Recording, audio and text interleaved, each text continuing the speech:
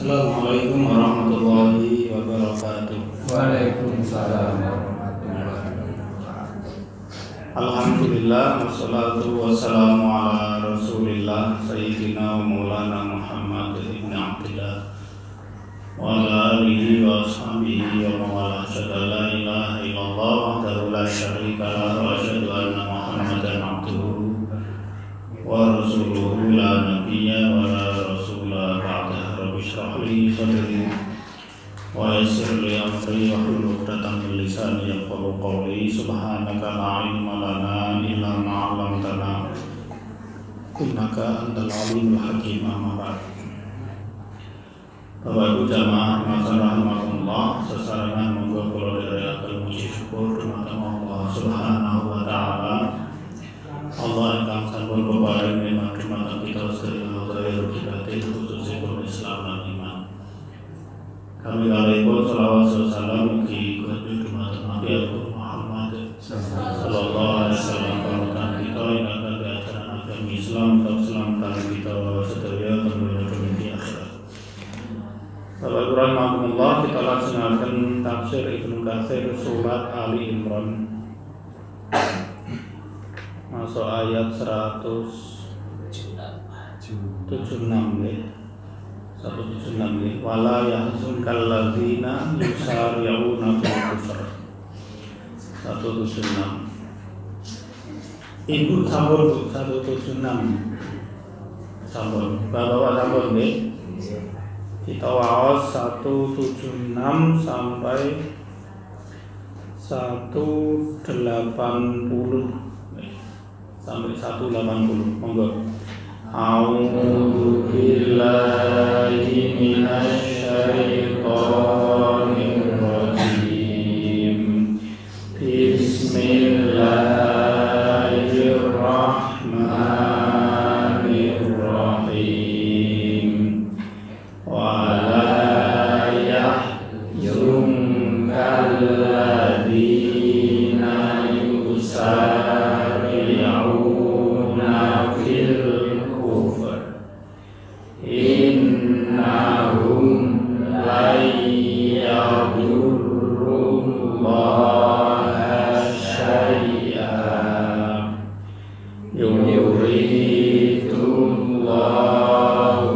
alla yaj'ala lahum hazzan fil akhirati wa lahum 'adzabun 'adzim. Innal ladzina ishtarawul kufra bil imani la yadurrullaha syai'an wa lahum 'adzabun 'alim. Wa la yahsabanna alladzina kafaru annama numli lahum khairul li anfusihim innama numli lahum liyazdadu isman wa lahum 'adzabun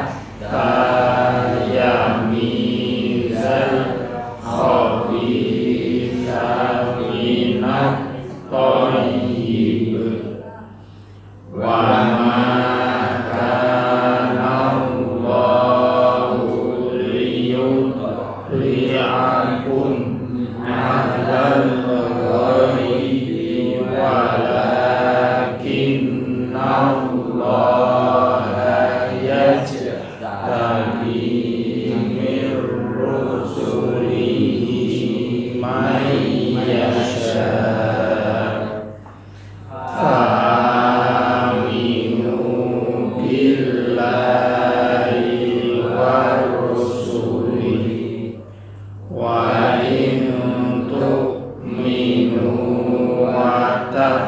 وتتقوا فلكم أجر عظيم ولا يحسبن الذين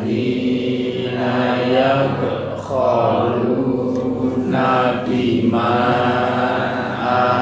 آتاهم الله من فضله هو خيرا لهم بل هو شر لهم سيطوقون ما بخلوا به يوم القيامة ولله ميراث السماوات والأرض والله بما تعملون خبير.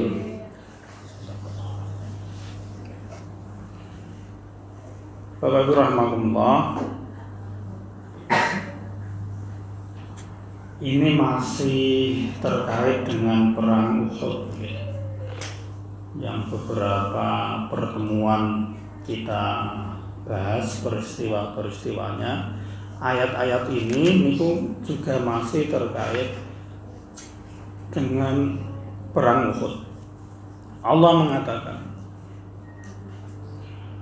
wala yahzunkal ladzina yusari'una fil kufri. Janganlah membuatmu sedih wahai Muhammad terhadap orang-orang yang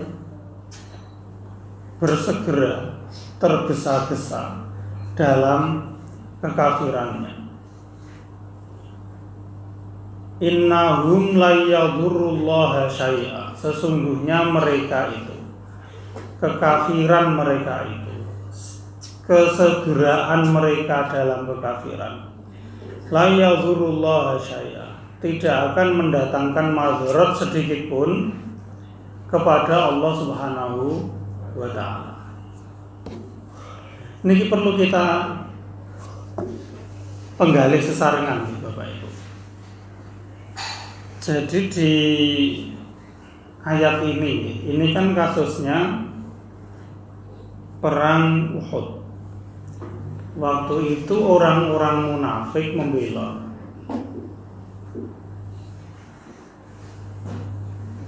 sehingga tidak ikut perang.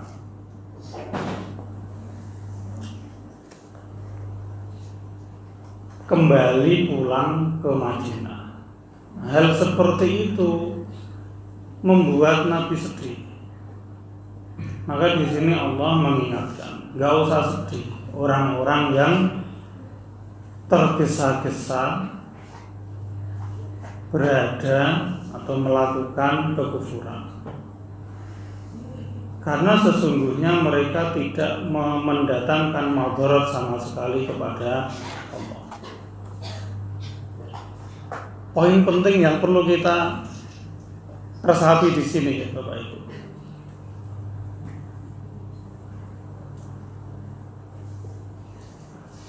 Seorang muslim ketika berperang, dia itu hanyalah menjalankan perintah dari Allah Subhanahu wa ta'ala. Panglimanya atau pemimpin tertingginya itu Allah. Maka di sini Allah tidak mengatakan sesungguhnya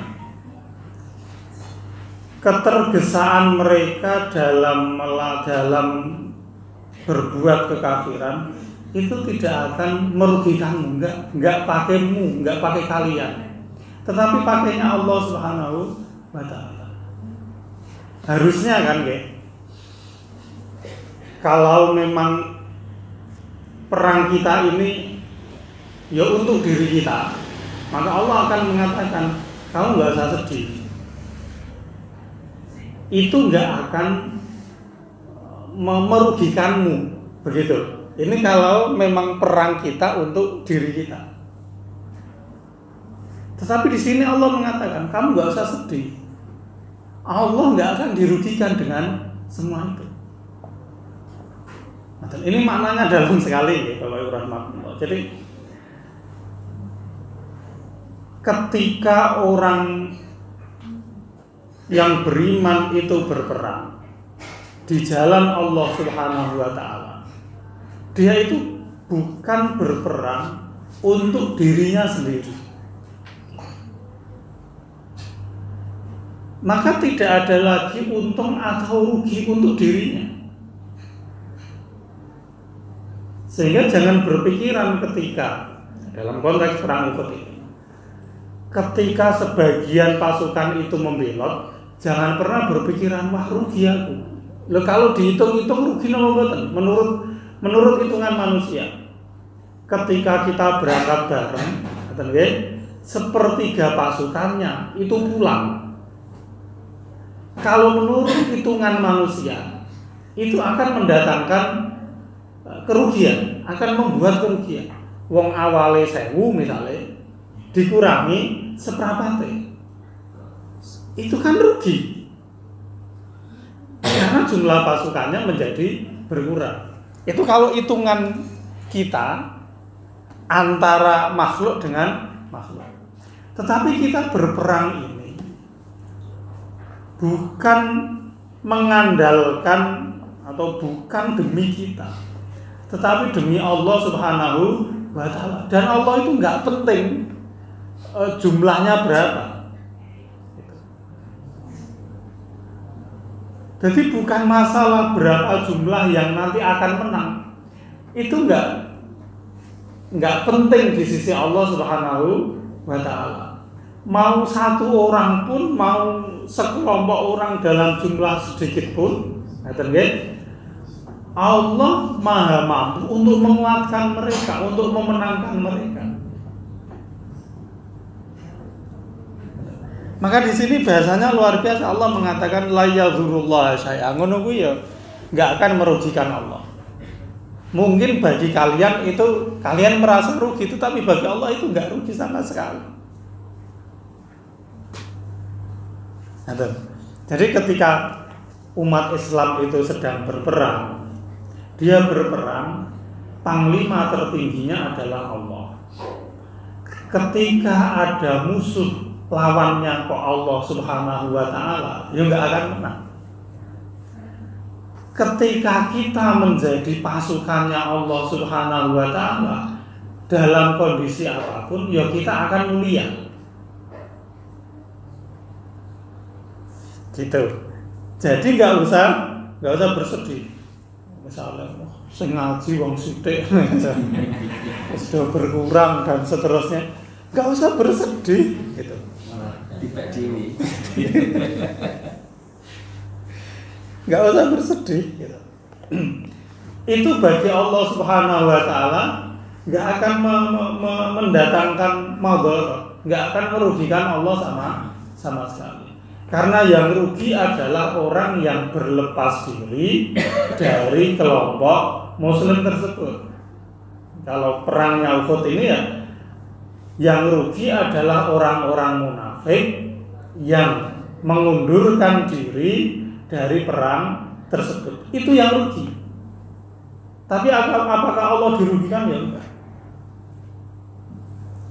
Di sini Allah mengatakan la yadhurullaha syai'an. Jadi kenapa? Langsung ke Allah Subhanahu wa Ta'ala, bukan ke kita. Maka ketika kita melakukan amal kebaikan, niku standarnya bukan aku untung apa rugi. Karena amal kebaikan yang kita lakukan itu untuk Allah Subhanahu wa ta'ala.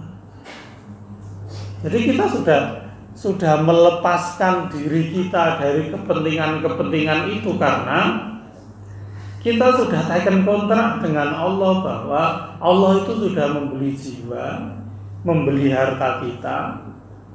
Balasannya adalah surga. Nah ya sudah, kita menebus semua itu demi mendapat surga. Maka nggak ada lagi pikiran aku engko nek ngasih untungku apa, aku engko dapat apa. Ya enggak, karena ini perintah Allah, kita sudah akad-akatan, sudah kontrak dengan Allah untuk mengisi hidup ini dengan kebaikan, ya kita lakukan. Mau untung mau rugi menurut kita atau menurut hitungan kita, itu kita enggak ya orang gagas lah kasarannya gitu. Enggak mempertimbangkannya. Sebab pertimbangan kita adalah Allah Subhanahu wa ta'ala.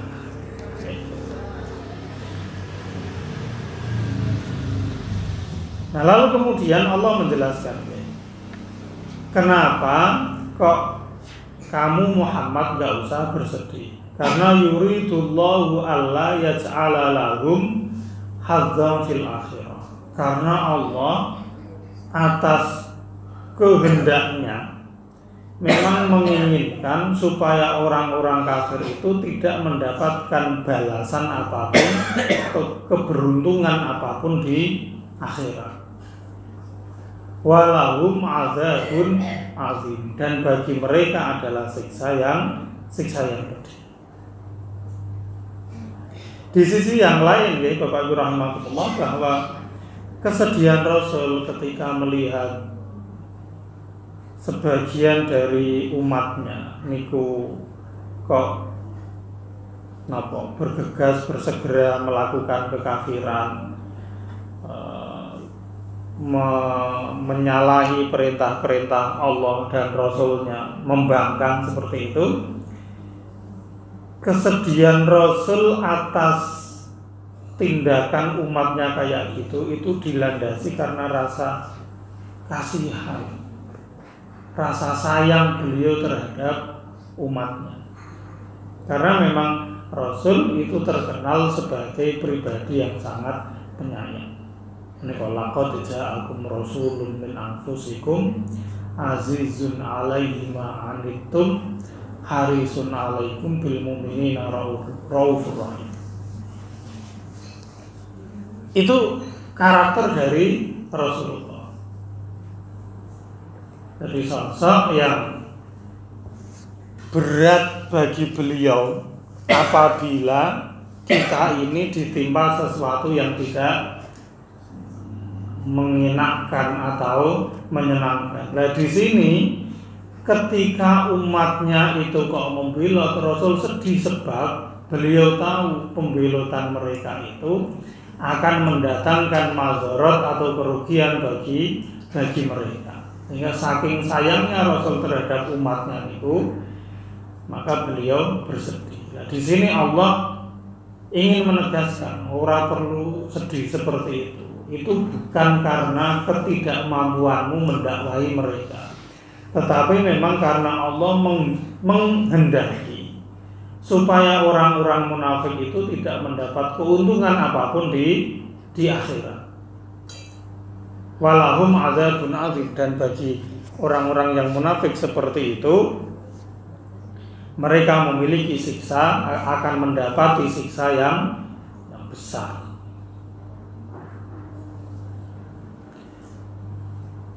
Lalu di ayat berikutnya Allah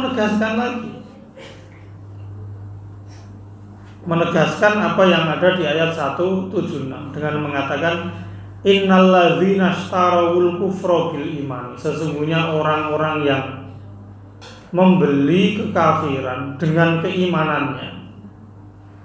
Jadi ada orang yang awalnya iman, lalu kemudian dia beralih pada kekafiran.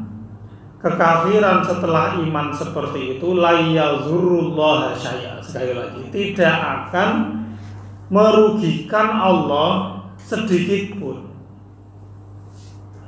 Jadi berpalingnya pasukan sehingga tidak ikut berperang, tidak merugikan Allah, meskipun menurutmu itu merugikan diri kalian karena bilangannya menjadi berkurang. Kekafiran seseorang setelah iman itu juga tidak akan merugikan Allah sedikit pun.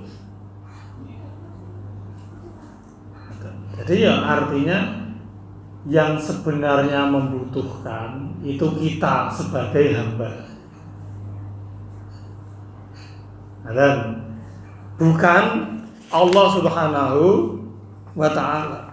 Maka nanti di ayat berikutnya, di ayat 181 itu Allah mengatakan, ada yang mengatakan, sebagian orang mengatakan bahwa Allah itu fakir sementara kami itu yang kaya, gitu ya. Nanti di ayat berikutnya dikatakan demikian, dan dikritik oleh Allah Subhanahu wa ta'ala, dimentahkan seperti itu. Sebab Allah tidak merasa rugi atau tidak dirugikan atas kekafiran kita. Maka di dalam hadis qudsi ini dikatakan, seandainya semua orang niku hatinya itu sangat-sangat fajir, begitu ya. Hatinya itu sangat durhaka kepada Allah. Semua orang hatinya itu sama-sama durhaka kepada Allah, itu tidak akan mengurangi apapun dari kerajaan Allah Subhanahu wa ta'ala. Sebagaimana ketika semua orang itu seperti orang yang paling takwa semua, kita semua itu orang yang paling takwa semua. Ketakwaan kita seperti ketakwaan Rasulullah SAW, itu juga tidak akan menambah apapun dari kerajaan Allah Subhanahu wa ta'ala. Ini menegaskan bahwa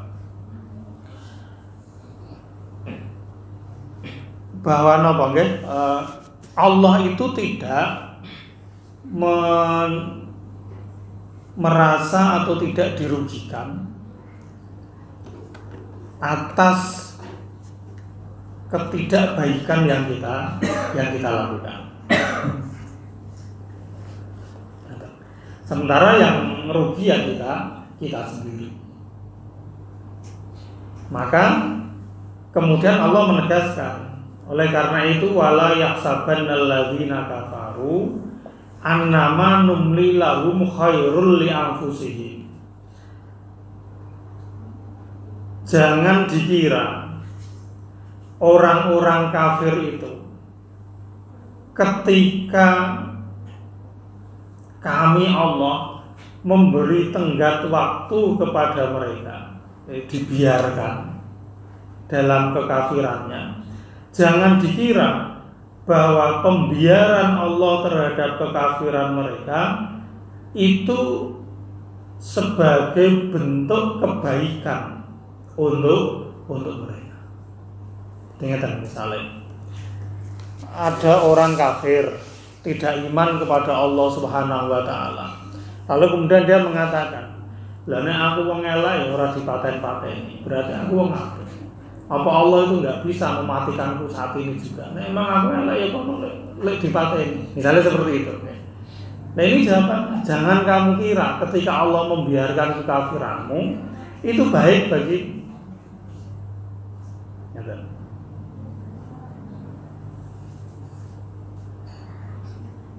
Karena innama numli lahum liyazdadu itsma.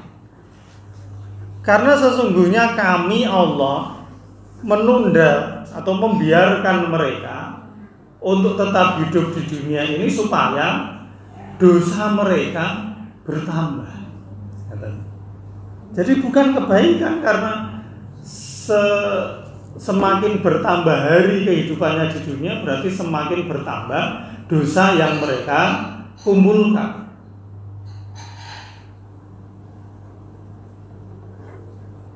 Sementara walahum adzabum muhin, sementara bagi mereka akan mendapatkan siksa yang menghinakan. Jadi Bapak Ibu rahimakumullah ya, masalahnya itu bukan sepanjang apa kita hidup di dunia, tetapi adalah sebanyak apa kita mengisi usia yang diberikan oleh Allah untuk kebaikan kepadanya.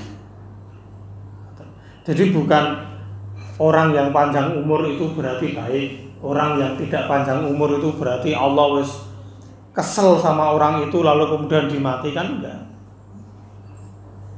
Tetapi baik dan buruknya itu adalah bagaimana seseorang mengisi usianya untuk kebaikan kepada Allah Subhanahu wa ta'ala. Nah, orang-orang yang kafir, cara berpikirnya itu kalau memang dia diberi hidup yang panjang berarti dia ini baik, nggak ada masalah. Padahal perpanjangan usia yang diberikan oleh Allah itu niatnya supaya dosanya bertambah, sehingga nanti di akhirat akan mendapatkan siksa yang menghinakan.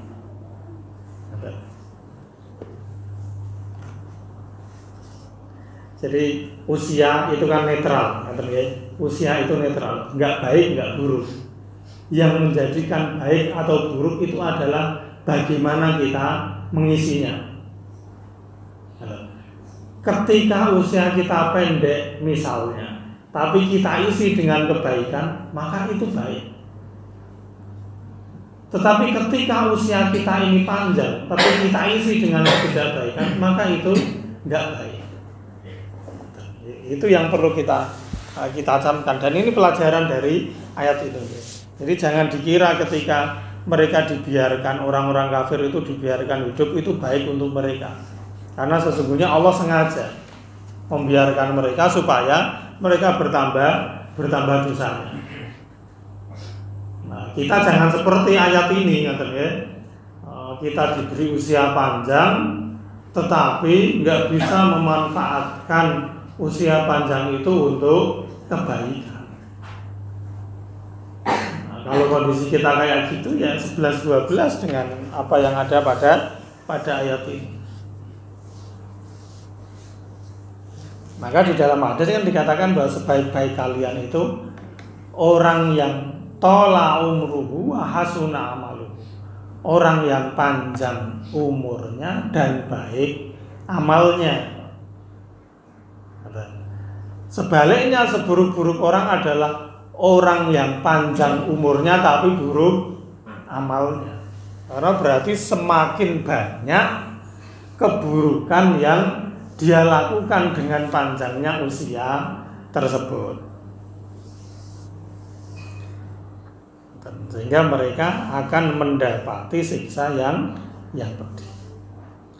Nah, lalu kemudian Bapak Ibu rahimakumullah, alasan berikutnya yang disampaikan oleh Allah, kenapa Allah memerintahkan Nabi Muhammad untuk tidak usah bersedih atas peristiwa pembelotan sepertiga pasukan pada saat perang Uhud, karena Allah sengaja. Allah mengatakan maka Allahu liyadzaral mu'minina ala ma antum alaihi.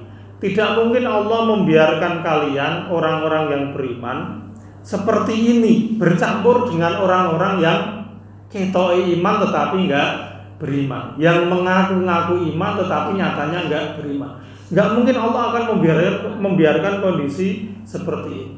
Maka memang diturunkanlah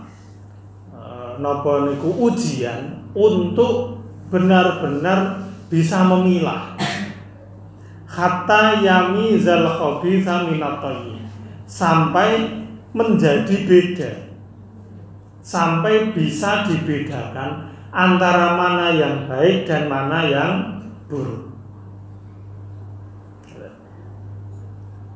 Jadi perang Uhud salah satu hikmahnya adalah untuk membuka mata umat Islam bahwa di antara kalangan kalian, wahai umat Islam yang mengaku Islam, itu ada yang hanya sekedar pengakuan tanpa ada bukti yang nyata, yaitu orang-orang munafik yang ngaku muslim tapi ketika diajak perang pada akhirnya mereka membela. Seandainya tidak ada peristiwa perang Uhud ini yang memicu pembelotan mereka, maka nggak akan ketahuan orang munafik. Jadi memang sengaja. Mudah saja bagi kita kalau mengaku iman tanpa ada ujian keimanan tersebut. Tapi ketika ada ujian, maka ketahuanlah siapa yang benar-benar beriman dan siapa yang tidak. Nah, ujian itu ya macam-macam. Misalnya kita dikasih jabatan itu ya ujian, karena dengan menjabat itu jadi kelihatan watak aslinya. Watak ya di mana-mana. Misalnya kita jabat di manapun lah, ya, di masyarakat sebagai misalnya RT atau apa, di ormas kita sebagai apalah gitu ya, sebagai pengurus apa, itu ujian bagi kita karena nanti di akhir akan ketahuan wong iki amanah apa enggak. Nah, kalau yang suka pegang uang misalnya orangnya ini jujur atau tidak, itu akan ketahuan. Kalau tidak diuji kayak gitu, nggak akan ketahuan dan pasti akan mengatakan saya ini orang baik, saya ini orang amanah dan seterusnya. Tapi kalau sudah diuji kayak gitu, kita menjadi tahu, oh ternyata jebule, kok wonge ngono kae. Dengan adanya ujian, maka yamizal khabitha minat thayyib, akan terlihat mana yang baik dan mana yang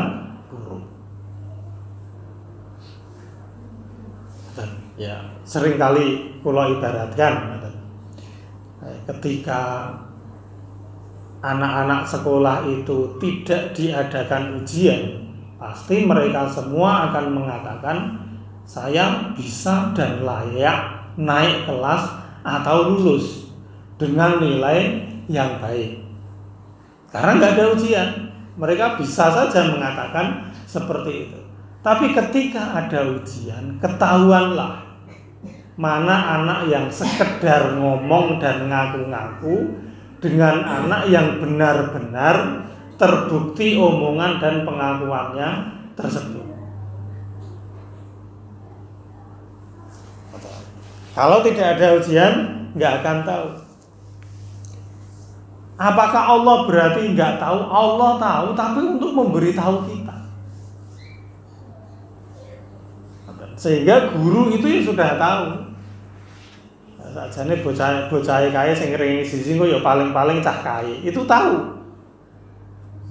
Sing paling mburi misalnya yang rankingnya paling belakang, yes, paling cah kae. Itu sudah tahu. Tetapi kan pengetahuan itu tidak akan bisa menjadi hujah apabila tidak dibuktikan lewat ujian. Nah, dengan ujian itu semua menjadi tahu, oke, fair ya, semua sudah mengetahui rankingnya seperti apa, sehingga tidak bisa protes lagi karena ujiannya sudah jelas. Ya, seperti itu juga. Allah tidak mungkin membiarkan orang yang beriman itu selalu berbaur kumpul dengan orang yang tidak beriman. Pasti akan dipisah. Nah, cara memisahkan Allah itu dengan membuat ujian kayak gitu. Maka dalam ujianlah seseorang itu akan kelihatan aslinya. Nah, kondisi normal aman seperti ini semua mengatakan baik-baik saja. Tapi ketika ada ujian kelihatan watak asli dari seseorang.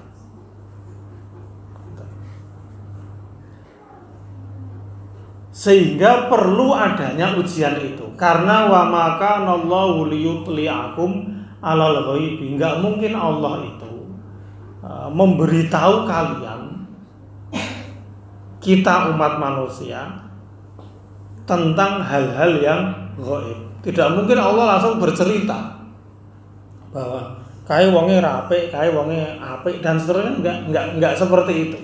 Dan enggak mungkin juga Allah membukakan tabir tentang urusan-urusan yang gaib kepada manusia.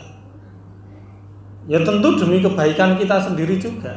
Misalnya kita tahu misalnya bahwa kita ini akan meninggal misalnya sepekan dari sekarang. Kita dikasih tahu hal yang gaib seperti itu misalnya ya.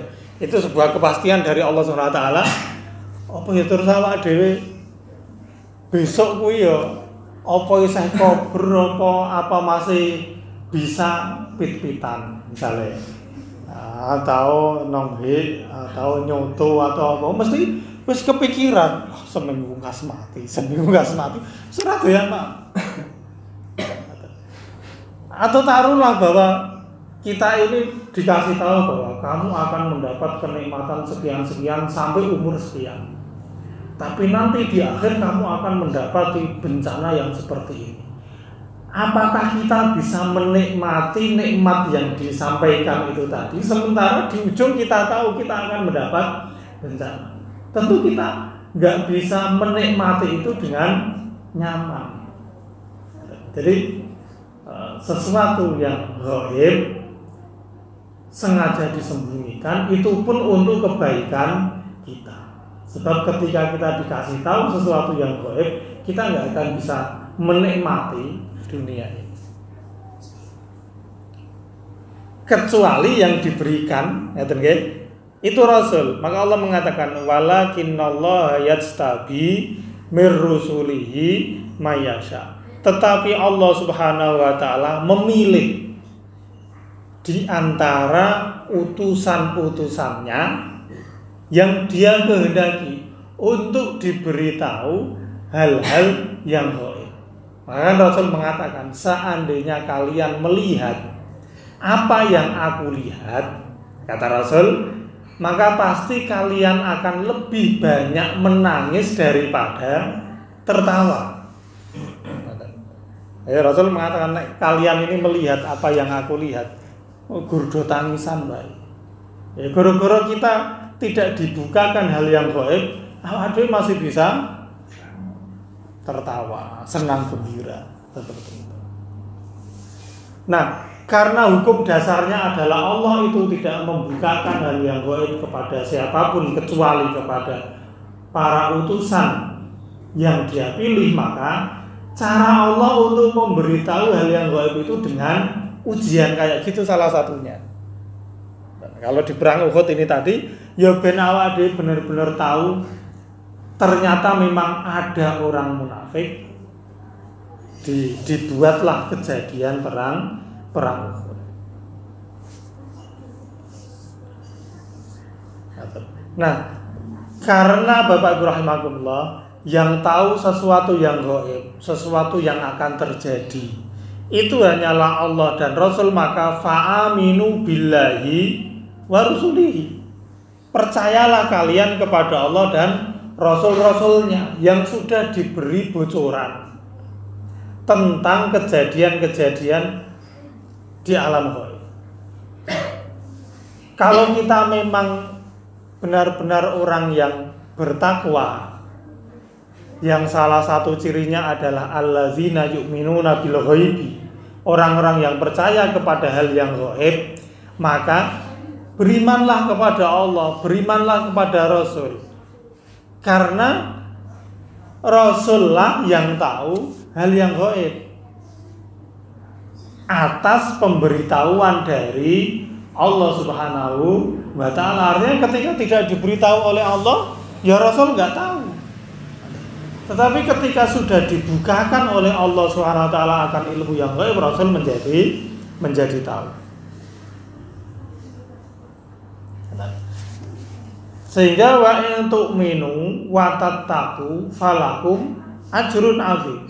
Apabila kalian mau beriman kepada Allah dan Rasul-Nya, lalu atas keimanan itu kalian menjadi bertakwa, meniti jalan-jalan yang ditentukan oleh Allah dan Rasul-Nya, menghindari hal-hal yang dilarang oleh Allah dan Rasul-Nya, maka kalian akan mendapat pahala yang besar.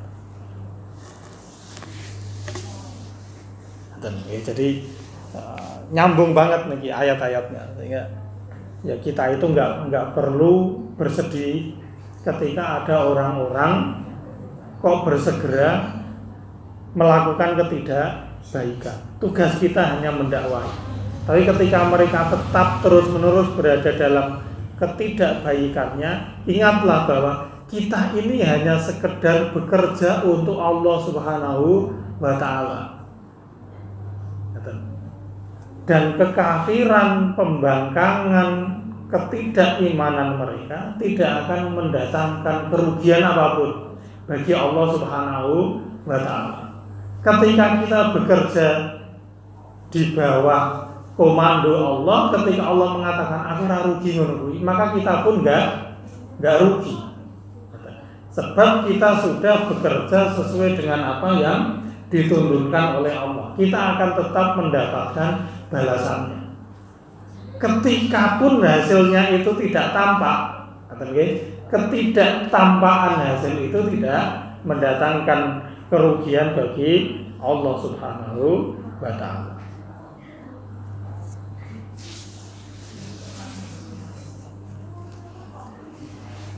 Lalu kemudian yang ayat terakhir, ayat 180, Allah mengatakan wala yahsabanna alladzina yabkhuluna bima atahullahu min fadli huwa khairal lahum.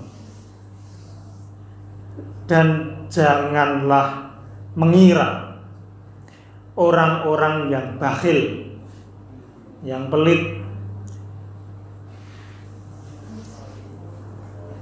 atas apa yang diberikan oleh Allah kepada mereka, itu baik, itu mendatangkan kebaikan. Jangan dikira sikap pelit kita sehingga tidak berbagi dengan sesama itu baik. Bal huwa syarrul lahum. Sesungguhnya sikap bakhil seperti itu buruk bagi pelakunya. Sekali lagi ini kita memandangnya dari kacamata zat yang memberi kita nikmat, yaitu Allah Subhanahu wa Ta'ala. Kalau sudut pandang kita atau cara melihat kita itu dari sudut pandang nikmat, maka sikap bakhil itu bisa mempertahankan zahirnya, atau bisa mempertahankan nikmat kita. Misalnya kita punya uang 1.000, karena bakhil kita, karena sikap bakhil kita nggak mau memberikan uang 1.000 itu kepada siapapun. Maka kalau yang kita lihat adalah wujud dari nikmatnya, maka nikmat uang 1.000 tersebut akan terus-menerus berada pada kita. Tetapi kalau kita lihat dari sudut pandang Allah Subhanahu wa Ta'ala, yaitu zat yang memberikan kita nikmat, ketika kita nggak mau memberi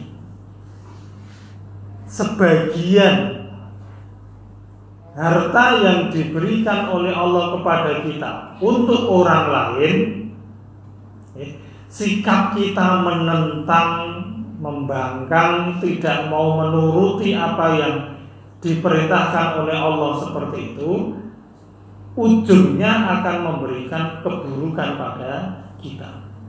Bahwa nikmatnya masih utuh, tetapi sanksi atas utuhnya nikmat itu akan kita terima.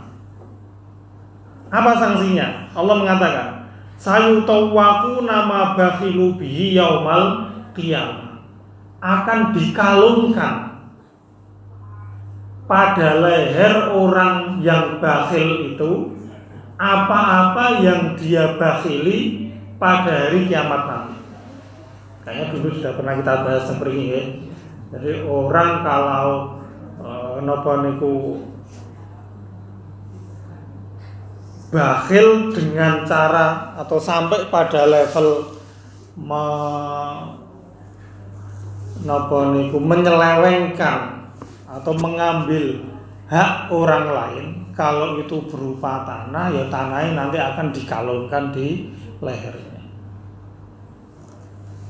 Sama halnya ini, kalau orang-orang itu bakhil memberikan apa yang diberikan oleh Allah kepada mereka, itu sesungguhnya adalah ketidakbaikan.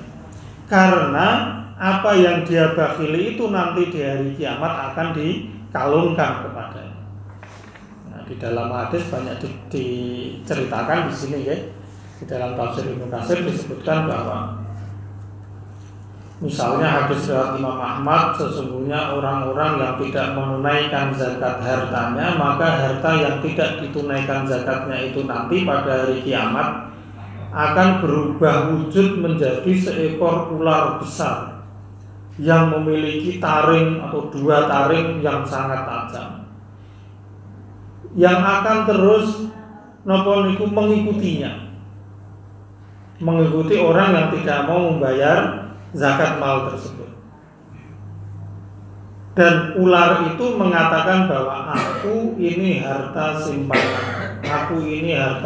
simpanan. Lalu orang itu ditelan, dimakan oleh ular raksasa tersebut.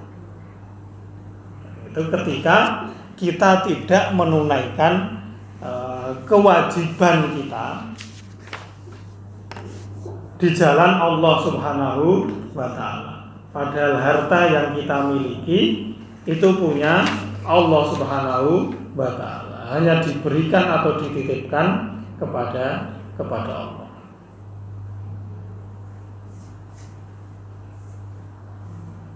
Maka di dalam ayat yang lain juga Allah mengatakan, wala tahsabannal ladzina yabkhuluna bima atahumullahu min fadlihi huwa khairul lahum bal huwa syarrul lahum. Jangan dikira bahwa sikap seperti itu atas kebakhilannya seperti itu mendatangkan kebaikan.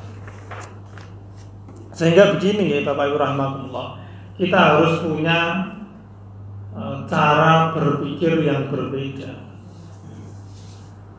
terhadap nikmat atau harta ini. Sebagai orang yang beriman, orientasinya itu bukan pada mengumpulkan nikmat, tetapi orientasinya adalah kepada pemberi nikmatnya. Sebab kalau orientasi kita itu adalah materi, ya kita sama dengan orang-orang kafir, orang-orang yang tidak beriman kepada Allah, kepada Zat yang memberi nikmat. Sehingga fokus mereka adalah memperbanyak harta, mengumpulkan, menumpuk-numpuk harta, karena mereka merasa bahwa itu hasil dari usahanya sendiri. Beda kita sebagai orang yang beriman adalah kita tahu bahwa harta yang kita miliki itu bukan atau itu enggak murni punya kita, tapi itu dari Allah Subhanahu wa ta'ala. Maka selayaknya kita harus tunduk patuh mengikuti aturan Allah Subhanahu wa ta'ala. Sebab yang punya adalah Allah.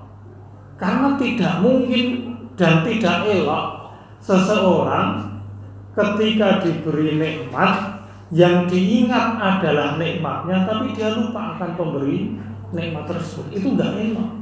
Enggak layak seorang mukmin kayak gitu. Jadi kalau Syekh Mutawalli Asy'arawi di dalam khawatirnya, beliau mengibaratkan, mengilustrasikan seperti ini. Nek jawane ya, misalnya awak dhewe niku diundang resepsi.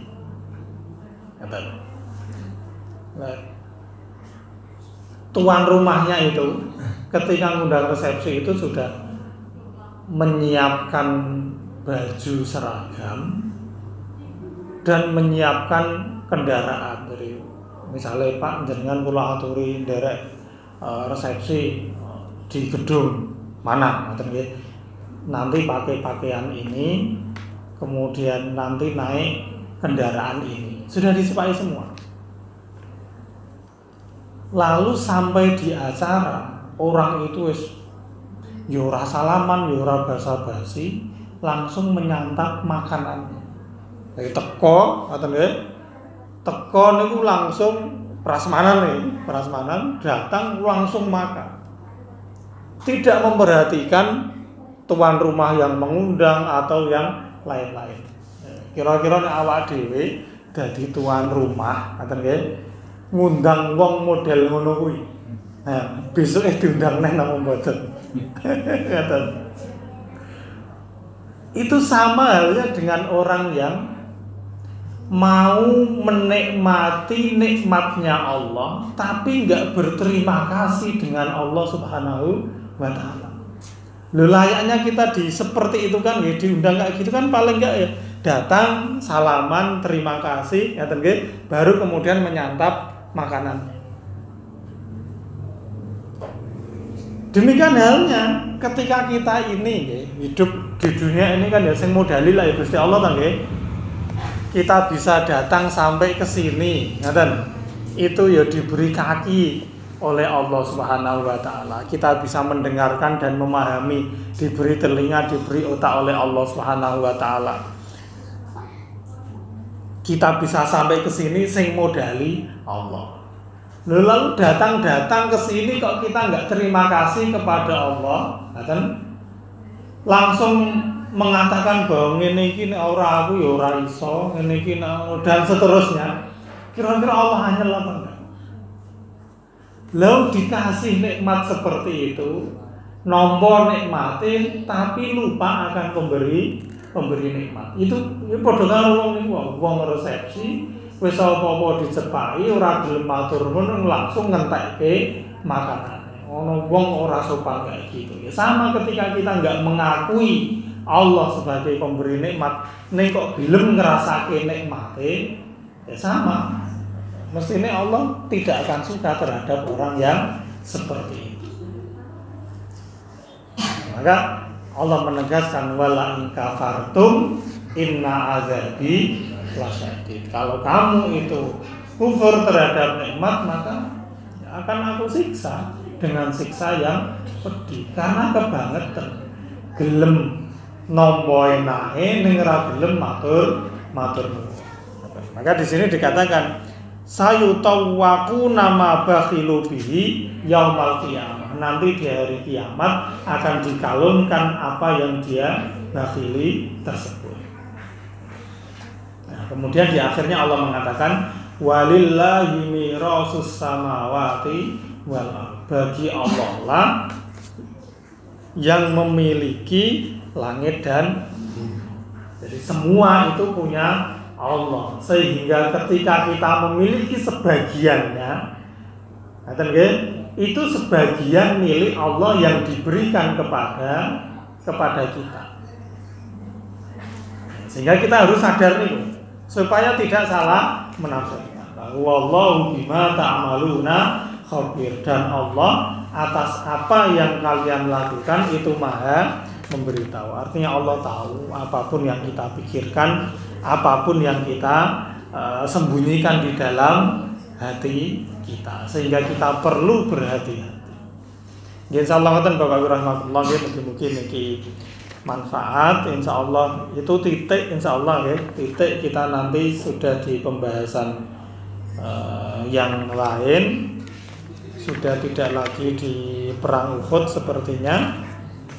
Jadi cukup panjang kita mengkaji dan mempelajari peristiwa perang Uhud ini. Monggo kita bisa mengambil ibrah dari itu. Sebab di awal dulu kalau sampaikan bahwa perang Uhud ini merupakan miniatur dari kehidupan kita sehari-hari. Ono wong sing modele ngono, ono wong sing modele ngene. Itu kan semua ada di perang Uhud. Ada orang yang dari awal itu sudah gugur. Ada orang yang terus maju dalam kebaikan, tapi ketika sudah settle dalam kebaikannya dia tergelincir masalah napa niku ya materi, dan seterusnya. Ini miniatur dari kehidupan kita. Maka monggo diulang-ulang pelajaran tentang perang Uhud ini. Ya insyaallah mugi-mugi manfaat yang ngapunten bebeli wonten kelentang-kelentang pun. Assalamualaikum warahmatullahi wabarakatuh.